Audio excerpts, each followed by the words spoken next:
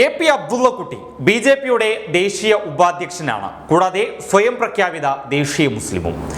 കേരളത്തിൽ അബ്ദുള്ളക്കുട്ടി നടത്തുന്ന പല പ്രസ്താവനകൾക്കും പ്രവർത്തികൾക്കുമൊക്കെ മലയാളികൾ പുച്ഛഭാവം മാത്രമേ നൽകാറുള്ളൂ. അബ്ദുള്ളക്കുട്ടിയെ ഇത്തരത്തിൽ പുച്ഛിച്ചു തള്ളുന്നവർ കേരളത്തിൽ മാത്രമാണോ ഉള്ളത്? അല്ല, അങ്ങ് രാജസ്ഥാനിലുമുണ്ട്. രാജസ്ഥാനിൽ അബ്ദുള്ളക്കുട്ടിക്ക് പുച്ഛം മാത്രമല്ല, നല്ല ആട്ടും കിട്ടുന്നുണ്ട്. പറഞ്ഞു വരുന്നത്, എ.പി. അബ്ദുള്ളക്കുട്ടി രാജസ്ഥാനിൽ ബി.ജെ.പിയുടെ ഒരു പരിപാടിക്ക് പോയതും അവിടുത്തെ ജനങ്ങൾ അബ്ദുള്ളക്കുട്ടിയുടെ കോലം കത്തിച്ചതുമാണ്. 2 ദിവസങ്ങൾക്ക് മുമ്പാണ് എ.പി. അബ്ദുള്ളക്കുട്ടി രാജസ്ഥാനിലെ ഒരു പാർട്ടി പരിപാടിയിൽ പങ്കെടുത്തത്. ആ പരിപാടിയിൽ അബ്ദുള്ളക്കുട്ടി പറഞ്ഞ വാക്കുകളാണ് രാജസ്ഥാനിലെ ജനങ്ങളെ ചൊടിപ്പിച്ചത്.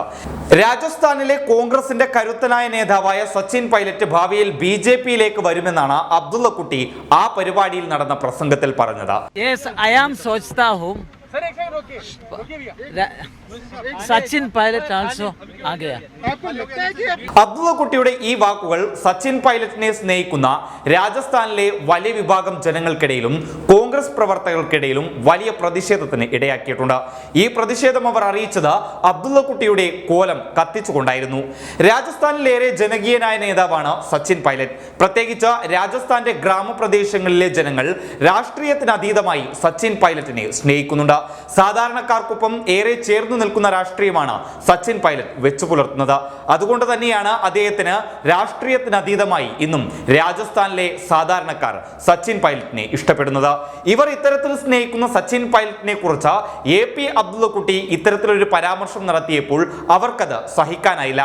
സച്ചിൻ പൈലറ്റിനെ പറ്റി അബ്ദുള്ളക്കുട്ടി നാട് മുഴുവൻ കള്ളം പറഞ്ഞു നടക്കുന്നു എന്ന് പറഞ്ഞുകൊണ്ടാണ് ഇവർ അബ്ദുള്ളക്കുട്ടിയുടെ കോലം കത്തിച്ചത്.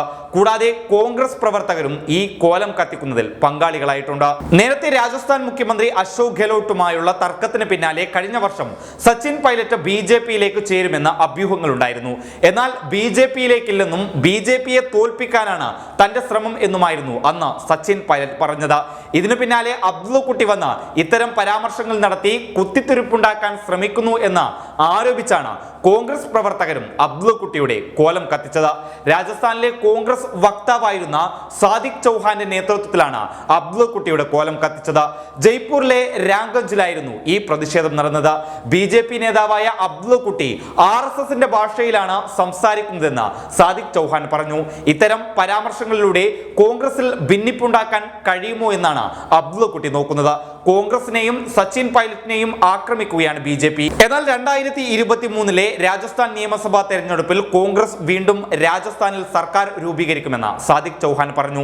സച്ചിൻ പൈലറ്റിനെ ജനങ്ങൾക്ക് വിശ്വാസമാണെന്നും അദ്ദേഹം മുഖ്യമന്ത്രിയായി കാണാൻ ജനങ്ങൾ ആഗ്രഹിക്കുന്നുണ്ട് എന്നും സാദിഖ് ചൗഹാൻ പറഞ്ഞു. ഏതായാലും കേരളത്തിൽ നിന്ന് രാജസ്ഥാനിലേക്ക് കുത്തിത്തിരിപ്പുണ്ടാക്കാൻ പോയ അബ്ദുള്ളക്കുട്ടിയുടെ കോലം കത്തിച്ചുകൊണ്ടും ഇനി ഇവിടേക്ക് പ്രവേശിക്കരുത് എന്ന് പറഞ്ഞുകൊണ്ടാണ് സച്ചിൻ പൈലറ്റിനെ സ്നേഹിക്കുന്നവർ പ്രതിഷേധിച്ചത്. ഇനി എന്തായാലും അബ്ദുള്ളക്കുട്ടി രാജസ്ഥാനിലേക്ക് വീണ്ടും പോകുമോ എന്നൊക്കെ കണ്ടറിയേണ്ടതുണ്ട്.